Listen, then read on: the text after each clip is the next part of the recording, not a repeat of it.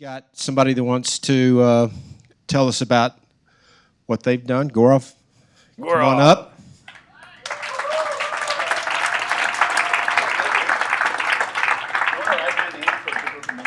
Yeah, go ahead. You're up on the board right now. Okay. Everybody can see you everywhere. Right there. There you are. Okay. I'm going to give Good you evening, everyone. You Can you hear me okay? Yeah. Mic okay? You want to control the slides, or do you want me to? If you don't mind, I have my hands a little Yeah, I full. noticed that. Yeah. You got it? You want to do it? No, I don't care. Okay. Go ahead, Gourav. Take it away. All right, so good evening, everyone. My name is Gourav Goel, and my better half is sitting right over there. Megha, she'll wave. Okay. She prefers being in the audience. Yeah. So I'll talk a little bit about my story, and a lot of the stories you'll hear here are very similar. So we joined Lifestyles in 2016. We were passive for a couple of years before we started buying our own properties. We have a background in technology jobs, and that's what we did. We realized it was not something that was getting us to a retirement or flexibility to spend time with the kids. So we said, hey, we got to look something different. And we found Lifestyles. And we were passives for a couple of years before we started buying our own properties. And right now we have 4 properties that are leads or we manage ourselves with 792 units in Dallas-Fort Worth area. We had a property that we sold in 2021, and hopefully we'll be closing on 2 more sales next week. Now, did you know anybody in Lifestyles when you joined? So my colleague at my work, he was a member of Lifestyles, and I had no background in real estate. I just was looking for ways to invest and do something different, and that's how I found Lifestyles. So I did what you guys are doing, come to a case study, then go to the 2-day, then join. I'm just a few years ahead of everyone else who's looking at joining Lifestyles. Any IT people, engineers in the audience? Yeah. That's all? I know it's surprising. Usually it's like half the audience. So I guess what we've done is all those people joined, and now they're on this side. So taking them over. So we talked a little bit about our background. We worked in technology. My wife still works. Megha still works in technology. And even though we liked our jobs, it was not flexible. You know, the hours are crazy. I was in consulting, so I'd travel. And at that time, we had kids, young kids. Now they're 14. So I like to stay around them. And the way I found a way to do that is invest in real estate. You know, that way I don't have to travel. I buy here, I manage here, I invest wherever I want as a passive, but I don't have to go there. So one of the reasons we also joined is we didn't see an end state for our jobs because, you know, technology evolves, eventually you become irrelevant, and then you can't find a job. That's typically how technology works. So the goal is to make as much money as you can before you're irrelevant. So that wasn't a great retirement plan, right? So that's why we joined Lifestyle. So for us, Lifestyle has been a life changer. We've got a lot of flexibility, and we've done a lot of things with our time.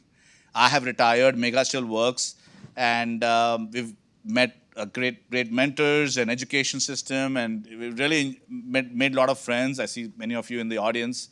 And we love being part of this community that we joined in 2016. So let me ask you this, because I'm not an IT guy at all, but that being irrelevant. So every time I do one of those upgrades to a 2.0 or a 3.0, that takes away from your ability to continue on with that company. You say you get upgraded right out of a job, basically. Yeah, right? exactly. Or someone young who can work 80 hours a week takes a job. You know, that's what's happened. You know, like AI.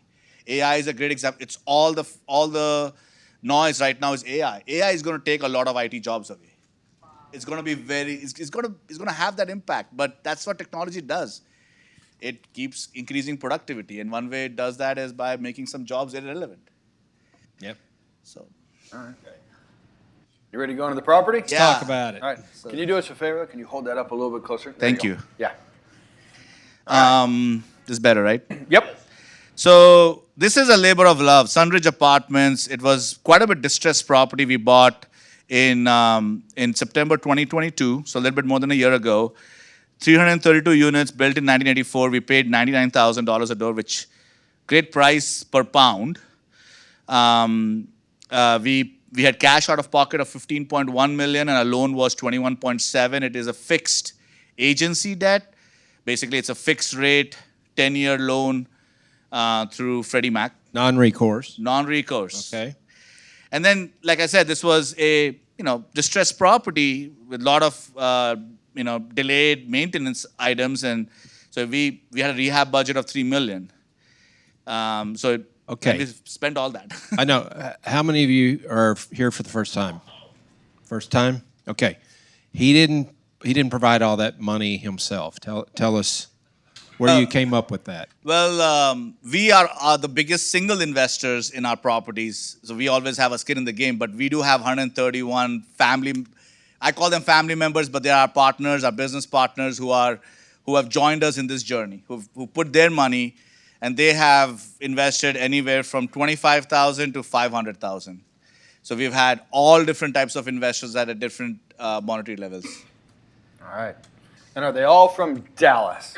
No, they're all from all over the place. So Arizona, Texas, California, and I'm sure I'm missing a few other states. They're all over the place. But now they've Look all at that been to the camera right property, there. right? And tell the folks out there, they can invest in Texas, right? They can invest. You can invest passively wherever you want, and you can invest in Texas wherever you live. Awesome.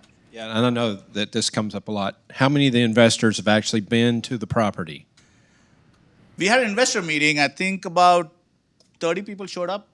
A lot of them don't live here. And the rest were virtual, like Yeah, tonight. virtual. They, or they couldn't make it, or they just don't live here, and that's okay. I'm passive in 25 deals. I haven't seen many of them. I haven't been invested in 5 years, and I've never. You just been look to at the this. numbers every month when they come through. That's That's fine. the definition of a passive, right? Exactly. Just send me the money. All right. What'd you do to it? So we increased the income quite a bit. So right now, the current income that we've got, annual income is 3.9 million. Our expenses are 1.9, and our monthly cash flow is 51,000, and our NOI is 2 million. So this is after we did the rehab, and we'll talk a little bit about what we did and how we got the money. But I think when we took over, the annual income was about 3.2, 3.3. So it's a pretty significant bump, about 20% bump in a year and a couple months that we were able to achieve by executing to the business plan. Okay. We've distributed 453,000 since acquisition, and based on a 5.5 cap, which if you go to the 2-day, you learn what that cap means. It's valued at 37.5 million. We bought at 33. It's valued at 37. So 50% of the money is, how to say that? You get 50% more equity than you did when you bought it. No, right now it's about 20%. 20%. 20% more equity. Because we raised about 15 million, and it's based on the range. It's about 20% in a year on change that we were able to increase. Right. You know, we hear all the horror stories, but then you can also get the increases. And by the way, when we did our initial purchase, it was, we got a good price, but things were still pretty tough. Yeah, I was right there after everything kind of fell apart. Exactly. Now, was anything about this scary to you? I think the interest rates was very scary. You had done several properties Yeah. before, so But I haven't gone through a recession before. We've always seen the upside. So this is a great humbling moment for a lot of us. there's no recession.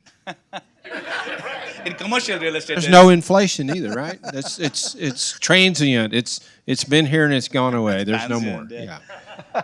So I think the biggest thing for us, we have good partners in our mortgage broker and all that, but we had good partners who helped us see through it. But the interest rates was, as you've seen how they has increased, it was constantly changing day one, and we had to lock it down early. And so that's the risk we took, is we paid money to lock down the interest rate, and that made a big difference. That 4.88 became like 5.5 by the time we closed. Well, a smart decision then. Money well spent. Yeah, money very well spent. So this is just a few pictures of before and after. There's a lot of before that look. So you can kind of see how the previous owners let things slide. This is how they had all these amenities, but that's how they let it look. Can I say something? I see this all the time, and I say that these owners have a reverse lifestyles mentality, so that they go out and they find a pretty decent property, and then don't do anything to it. They just run it into the ground, and when you get to this stage, then they sell it. We best product, best price, have all the amenities working, functioning. Exactly. And looking nice. So you can see those two sport codes. I have a side view on the right. You can see Right. they're blue. They match the color of the property. We added some grills. I mean, these things did not cost that much. I mean, but they make a big difference when you do things like that. Things like putting dog stations and putting a dog park cost like $25,000 to put a dog park in, but it makes a huge difference. When you have a $3 million budget for rehab and you put $25,000 and get a big impact, that's money well spent. Now, do you charge pet rent?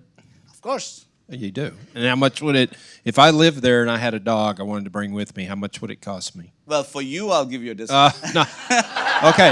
But if you It's a friend of mine. Okay. That, you know how All that right. works. We have a pet deposit and a pet fee. So we have a $200 pet deposit, a $200 pet fee that's non-refundable, and then we charge $15 pet rent per month per Okay. pet. So that's going to be really important as you go through the 2-day this weekend. You'll learn how that $15 times the number of residents, how it adds to the value of the property. So But that's on Sunday, mainly. Sunday, okay. It's on Sunday when you're working. All right, here's some interior pics. So that's the office. So on the left, you see the initial office. That's a picture done by someone who makes the office look a lot better than what it was when we took over. But when we took over and did a rehab, we found termites. We found all kinds of issues underneath the flooring. So you can see what we had to do to remove all that. So we literally took all the drywall down, all the flooring out. And on the right is what it looks like. We have a coffee station. It does have a coffee machine. It doesn't show in the picture here. We have a nice accent wall in the middle. We've got this nice cedar when people enter. The flooring looks really nice. We've got the big baseboards, ceiling fans, nice furniture. It's an inviting space for the office staff, but it's also the first impression when someone enters your property. It needs to be a great first impression. So we spent a lot more money, especially since we had to remove all that drywall, but it was worth it. Those termites, they love that paper on the sheetrock. I don't know what it is about it. Must taste really good. But we're going to go out and actually look at this a week from tomorrow, right? Yeah. So this is another that they let go. So they had zero income on the machines. They had a contract that had expired. So typically in multifamily, people get into these contracts with this. They lease the machines, and they were getting no income, but their contract had expired. They could have just got out of it, but they did not. So what we did is we asked the people who had the machines to remove the machines. We completely redid this, and this is again a very similar. I mean, I was there. I found like a dead animal in between the machines that was there for God knows how long. There were leaks happening behind those machines. I mean, there was no one using those machines for a reason. They were going to the neighborhood laundromats. So we want to keep the residents on the property, and we want them to use this both for building a community, but also for the income it generates. So we leased the machine, we signed a contract that was actually, we can make some money off of it, but we did spend a bunch of money. We put ACs, there was no AC there was no air conditioning. So we put you can see on the left hand, there's a folding table. There's more things there than what this picture shows, but we have recessed lighting, we have benches there for people to sit. None of that was there. So for 332 units where only 2 units have washer dryers, there's 330 families that had to go outside to do their laundry. And that was just not right. So anyways, that was a lot of money we spent. So this is a little bit about the units. So the units are quite small, but it actually works out because it works out for people who are a single person who just wants to work and have a place to sleep. Our rents are reflective of that. And but what we do is we try to use the space as best as we can. So this you can see, this is our 1 bedroom, but it's 420 square feet. You could call it a studio, right? But it's kind of, if you come to the road trip, you'll see kind of how it is structured. But they try to maximize the use of the space. So so this was the before and this is the after. This is the model unit once we built it up. So you can kind of see how we have used it to maximize the space. We are able to squeeze in a little bit of a dining table in the back. You can see, but it's really snug. Can you tell me what that rent's for? That rents for $975 plus rubs plus Plus utilities. utilities, plus we also have an amenity fee of $20. What, And renter's insurance. But you know how difficult it is to find a place now for $1,000 a month? I don't think I know anybody that's less than 1,000. Well, I got a report this week, and it said like the starting point is $1,250 for a one bedroom. So that's a pretty good value. If you live alone, you don't need the square footage. And the thing I like about this is you cannot build anything less than 500 square feet per unit now. I didn't know that. Yeah, that's Wow. true. Yeah. Good to know. All right, take us through these numbers. All right, so a lot of numbers here, but I'll hit the big points. So this is, some of these are actual, some of these are projections. So year 2, year 3 are projections. We're anticipating, we actually are hitting our year 2 right now, maybe getting close to year 3 just because the property has performed really well. But they are very conservative projection, increases of 3% income and 2% operating expenses. The goal is to get to 2.3 million NOI, which will value the property where we want it to value, and the mortgage and the capital expenditure stay the same. So our goal is we would return 6% cash on cash to 8% over the next 3 years. That based on the numbers that we are projecting. And that cash on cash, that is taxed a little bit different than, well, quite a bit different than you would if you were able to get that in a CD.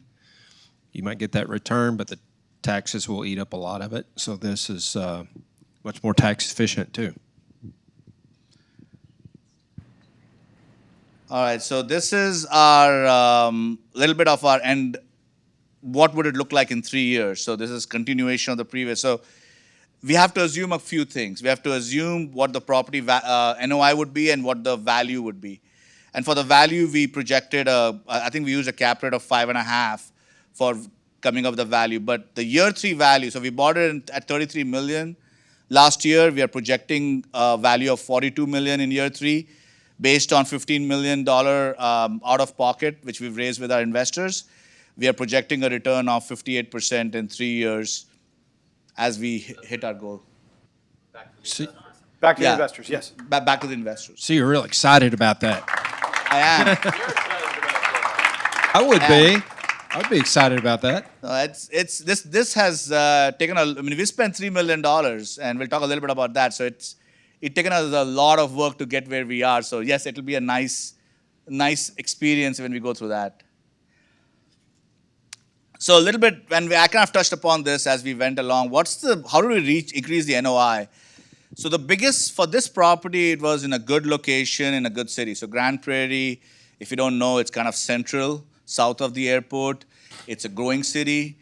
Great, I mean, I've met the city manager, I've been introduced to the mayor, I've met all the people. They are very forward-looking. That's one thing I like about meeting the cities. You kind of see how forward-looking they are. And they love the investment. You know what I would be willing to bet?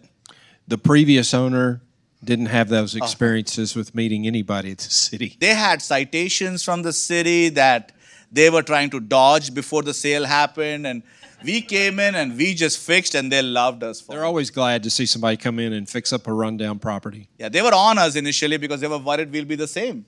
But then after that, when they started seeing all the investment, they gave us more time, and now they are friends. They work with us. So that was the one big thing we did. We spent about $1 million. Well, we didn't spend our own money, but we spent about $1 million in total on new HVAC systems. Encore has a program where they pay 2/3 of the cost in certain areas, and that really helped us. So we ended up paying maybe $400,000, and Encore ended up paying $600,000, and we replaced all 332 ACs, brand new. They're all efficient. It helps us with we got a 10-year warranty with it. Plus, our residents appreciate it because they work and they take up less energy, right? They're all efficient. So they have lower electricity bill, and it's a big deal for us. It has made a big difference for us. A lot of money, but big difference. I bet your maintenance staff's happy too. Exactly. They don't have, and especially since the ACs are on the roofs, they love the fact that they didn't have to go that much. We had foundation repairs. That's kind of part and parcel of living in Texas with the clay soil. Things move, and that's again one thing they had not taken care of.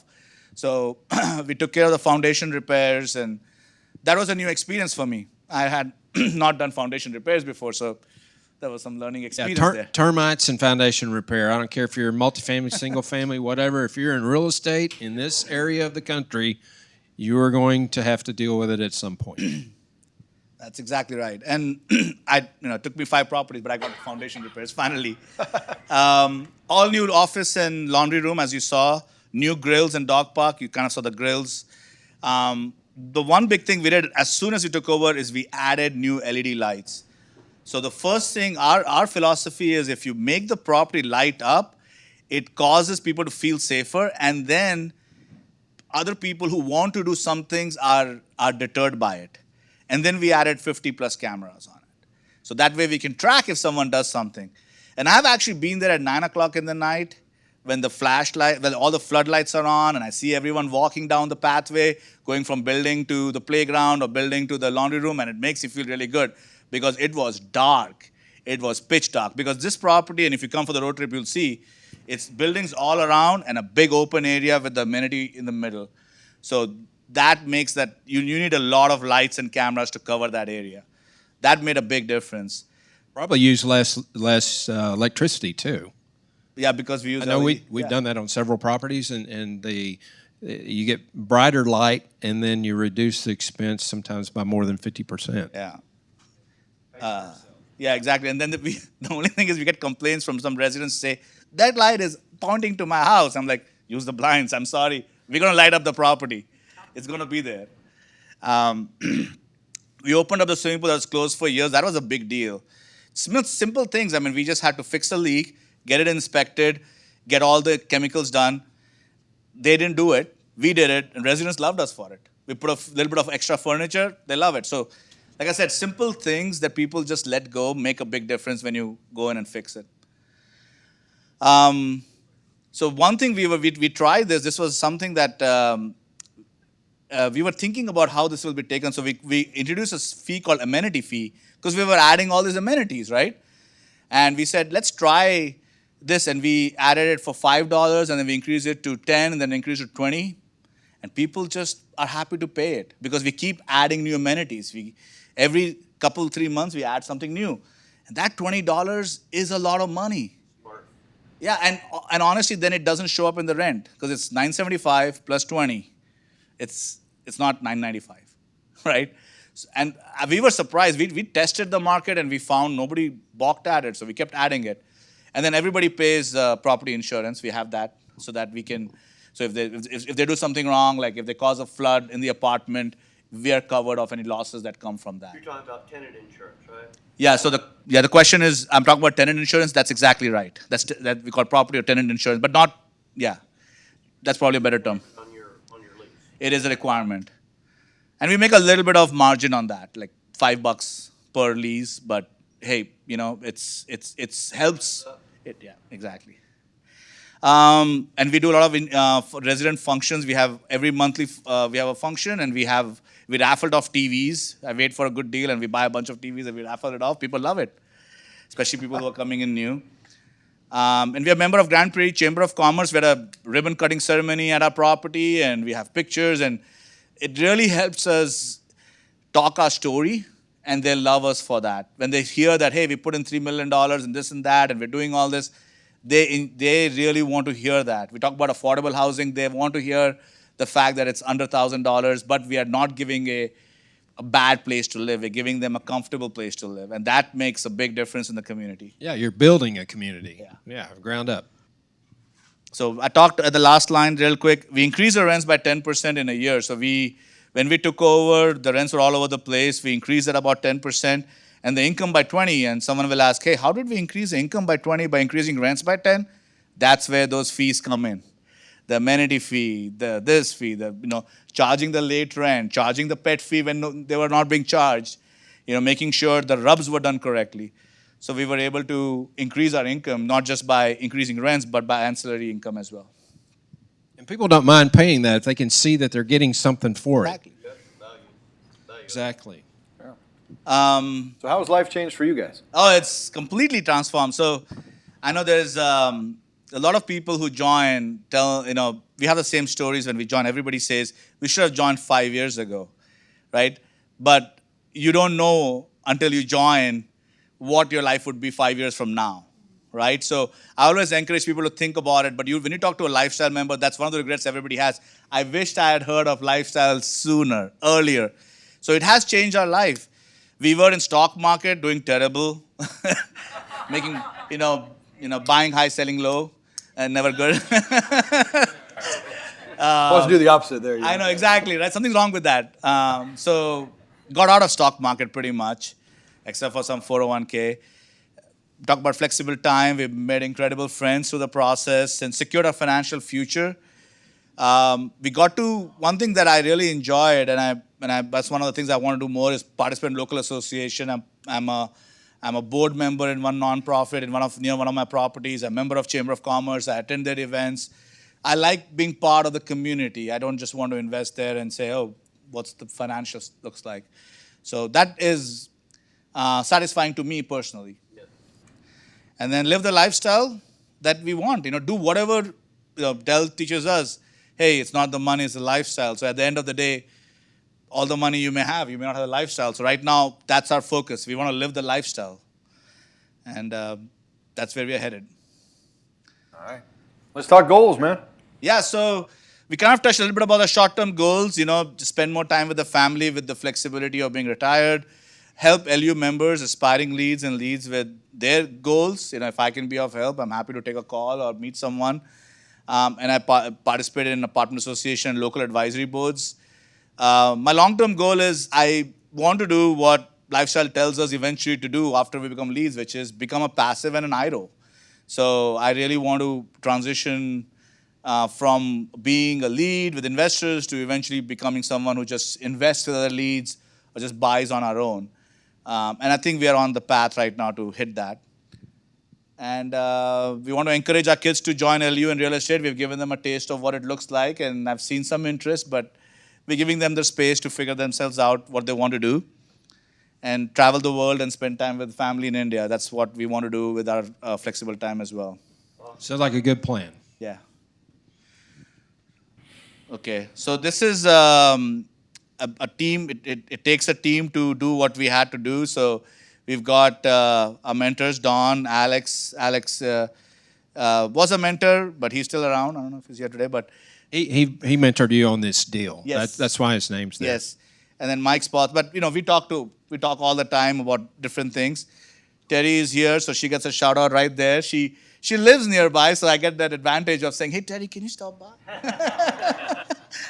And I know, and you're awesome about that. Thank you. And then we have a lot of vendors who helped us. Dodson Legal has been helping us since 2021, I believe. So a lot of different vendors who've been participating with us in our success story and helping us achieve the goals we want to achieve. Now, you didn't wait until you were under contract to put that team together, did you? Not at all. You have to have attorney, a real estate agent. You just got to know where to go. I always say, the second string guy behind the quarterback, when the first string quarterback goes down, coach says, get your helmet and get in the game. He doesn't say, get in there and study that playbook before you come on the field. No, he's got to be ready. So that's where we try to coach you to get to that point so that when you find that property you want to buy, everything's all teed up and ready to go. Yeah, no, I think it takes a team and it takes relationship building. So you trust the team, you trust them to do what they want to do, because when you're in the throes of making that happen, you need someone you can trust to do their job. And that's the big benefit of LU. Having someone who has zero experience in real estate, you need that expertise. You can't do it all on your own. Yeah, everybody has blind spots, and you need the team to help you look at what you can't see. So, all right, we want to open up for questions. Yeah, let's open up for questions. Rick, go for it. Don, you got to repeat it. You said that you were a passive investor for the first couple of years, that you didn't buy any properties. Was the passive investing what got you to be able to buy the property, or was just you were too busy doing other things and passive was like really hands off? Well, the question was Long question. about being a passive. How did he get to where he is by being a passive? Did being a passive give him the confidence to do what he does, or From the capital The capital. Was it the money or was it the? Was it the money or was it the fact that you just thought you weren't all in? So both Megha and I had jobs and we had young kids. So we didn't think about being a lead, didn't want to buy single family homes. We just wanted to put our money somewhere and let it grow. There was some benefit of having invested, but in terms of getting some returns to help with that. But because we had some savings from our jobs and from the 401k and all the investment that we got out of from the stocks, we were able to purchase a deal. So it was more of, for me, going to the passive was more about getting comfortable. I did not have I had no plans to be a lead.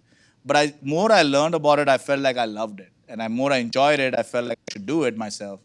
That's why I went and became a lead. It was never a plan for me when I joined. I only wanted to be passive. And that's pretty common that you get in as a passive, you see what's going on the property, you see how it's done, you get the monthly reports, you see what's required of the lead, and it starts to build confidence that, hey, I know it was for me. About 6 months in, I was like, hey, I think I could do this. So that's really a good way to do it, and you don't get too many opportunities for on-the-job training, not in this business. So I have one more with your before and after. Obviously, the before looks like a typical, got to do something with it. But I did notice on your after that you did a pretty impressive high-end renovation on that small space, especially when you're comparing kitchen to kitchen.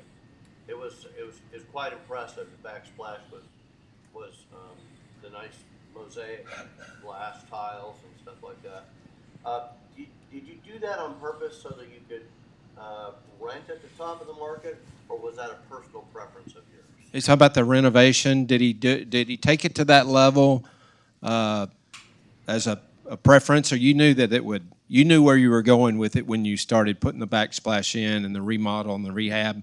You already had an idea of the value that the dollar spent was going to return to you and the investors. So I'm really happy to hear that, because honestly, we didn't do that much. I'm happy that you think we did a lot. But if you think about it, That's important to the tenant. exactly. So I'll tell you what we did. You got to paint the cabinets, put pulls, put a different finish to the countertop. Those backsplash cost nothing. Right. Change the flooring and a splash of paint. It's not that much to turn the unit. There's no granite. They look There's like none of that expensive stuff that we're putting in. The appliances are white some places and black. We've not changed it. If you think about it, we've to get to that rent, and I think, Don, you kind of mentioned the average rent. When we looked at the market survey, even though the other units are bigger, the market rent of a one bedroom was $1,200. We could be $975 and still be a couple $100 below market. Well, if someone in an inflationary environment is looking to save money, and they can say, hey, instead of a 600 square foot, I'll live in a 420 square foot apartment, but I'll save $200 a month in a good apartment with amenities, that's a good selling point. So it didn't take a lot to do the inside to attract the tenant. We had to do a lot around it, so people felt like, oh, this is a place where I have all these amenities and I can be comfortable. I can have a swimming pool that works. I have a laundry room. So those things made a difference. But we did not do a ton of stuff in the units. But I'm glad you noticed that Well, we did. We did- an eye-popping contrast. Well, he did all his curb appeal, which that draws them in, and then I'll bet you didn't do every unit all at one time. Not at all. The interiors, you do those as they turn, and Chris will teach more about that this weekend. Somebody else. Yes, could you explain to us kind of how your mentors walked you through all of the steps of this process? What role did the mentors play in getting you through the process? So the mentors play a big role, especially in the first couple of deals more than the latter deals. The latter deals, it becomes more of, are my assumptions correct? Are my financials looking right? Am I making the right choice? Do you have any insights about other people who bought in this market? I'm trying to do this. Do you have any experience in it? Like, for example, foundation work. Did not have an experience. I talked to mentors. I even brought up with other leads in a meeting. So they gave me some feedback about what they would do. That's the role the community plays. So it's mentors absolutely help you. but then the community jumps in because, mentors own a certain number of properties or no, but then there's all this community that has hundreds of properties they've bought in different scenarios in different parts, and they can share that experience. Someone else? Yeah, did you, were you an IRO first? No, I went from passive to being a lead. Okay, great. Anything else? Got a question way in the back there. What's the daily life of a lead? How many times do you have to go out to the property? What is your day-to-day like? How much time do you spend at the property? I spend more when the rehab is going on because so every lead has his own way of doing it, right? I believe if you put good people, you need to give them a little bit of space. I don't like to micromanage them, be there every single day and double checking. What are you doing? How you talk? I do want to verify, but I trust them when I hire them and I verify, make sure they're doing the right thing. So my involvement is multiple times a week when the rehab is going on because I don't want my staff to be responsible to deal with contractors to make my vision, which I know, but they may not know that well. So I don't want them to be responsible for that. But then as the property starts operating, like Sunridge has been operating and rehab is almost done, there's some partial rehab left, I can step away and go a couple times a week. So it depends, but if there is something big that's happening, there's an event or there's an issue, you're there.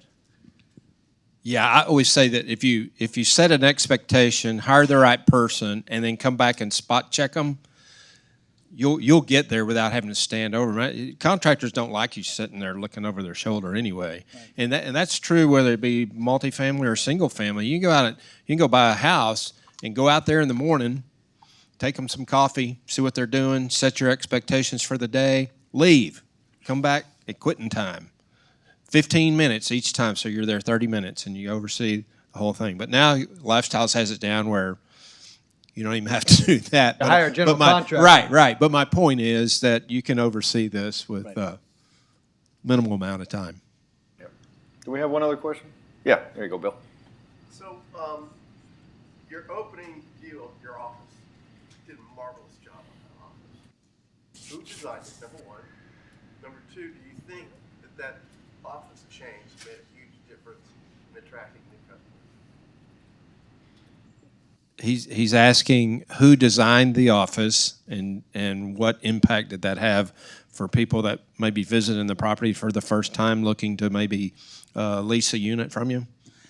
Well, I lucked out on the designing part because the regional who looks over our property, his wife was an interior designer. So she designed both the laundry room and the office. There was some personal touches that I had, which was I need that wood finish. That was very important to me, and I stole that from another lead who, I don't see him here, but The accent wall. yeah, the accent wall. So there's some things that I steal from other leads that I see in there. I'm like, that's really nice. Can I steal that? Yeah, okay, go ahead. So I steal some of the ideas from others because I can see how good they did. But she designed for the most part. The difference it made, it's hard to measure it. But I can tell you we've never been as occupied as we have been right now. We've raised rents without having any difficulty. Our occupancy hasn't dropped below 90% since even though we were doing all this rehab. So we feel like I don't know how much percentage of that was depending on the office, but it certainly doesn't hurt. I can tell you the staff is super happy. That is important to me too. They like they like coming to a place that's nice, where they like where they're sitting. There's a fan, there's a nice environment, there's a coffee machine there that wasn't there. There's space, storage space. So I feel like it's hard to measure it, but I can see, because your staff is happy, their attitude will be different. It does make a difference, but it's kind of hard to measure it. Well, and on another level, once a month we go out and do what we call a road trip where we visit these properties, and that's where he gets those ideas. Well, he comes up with some on his own, but there's always some people in the crowd like myself that see something that he's done, and we take that away and we go, hey, I'll do that to my property. So it's a sharing. It's a community, a benefit. It's not like any other business where you go out and somebody will show you what they did and how much they paid for it. You won't get that in a competitive market. You know, if you got a convenience store and there's a convenience store down the street, that guy's probably not going to open his books and show them to you. Here we do. Everything's right. everything's shared. So, Makes your job a lot harder when you don't have any experience in it, you know. and in addition to that, once a month we all get together and have a meeting in a big meeting room, and everybody airs their ideas, their issues, how to overcome situations, how to make the properties better, and so it's a big brain trust of people there. There's probably, I'd say maybe 50 this last. Yeah. You didn't make it. You had other things, but there's always 40 to 50 people in the room. So Typically, yeah. All right, Gourav, I got the last question here. You ready? No. You get to answer. All right. You ready? he's got 'em. What would you Is it tell? a tough one? No, yeah, very tough. Ready? What would you tell the new folks in the room? I think I'll tell what everybody has said, and I think I kind of shared that earlier. I think we as members always talk about why didn't we join early. You know, we have Dawn who's joined in 2007. I wish I had joined when Dawn had joined. You know, everybody has that thing, but I think the biggest. I mean, I'm a analysis paralysis. I'm an engineer. I think a lot. I came twice to the 2-day before I made the decision. I wasn't the first. You know, I Came to the 2-day twice before you get to that. You paid twice? I paid once for the Freedom membership, and then I came twice. Maybe I shouldn't have shared that. But I joined the second time I was there. The second one was just a reconfirmation of everything I'd heard. But like I said, it took me a little while. But again, after I joined, I felt like I should have joined earlier. But you know what you know today, and you make the decision today. So I'm happy that I joined, and I recommend everybody think that same way to say, do your due diligence, get comfortable with it. But I have yet to meet someone who said, I'm not happy. And the people who are not happy are people who didn't do anything with their membership. Right. So you pay them, you join the membership and don't do anything, of course it won't help you. But if you do something with it, like I feel like I've done, I'm very happy with it. Yeah, it's like buying an exercise bike and sitting in the corner and hanging your clothes on it. Doesn't really do anything for you. You got to use it. Excellent job, Gourav. Thank you so much for coming I in and giving appreciate it. back. Huge round of applause.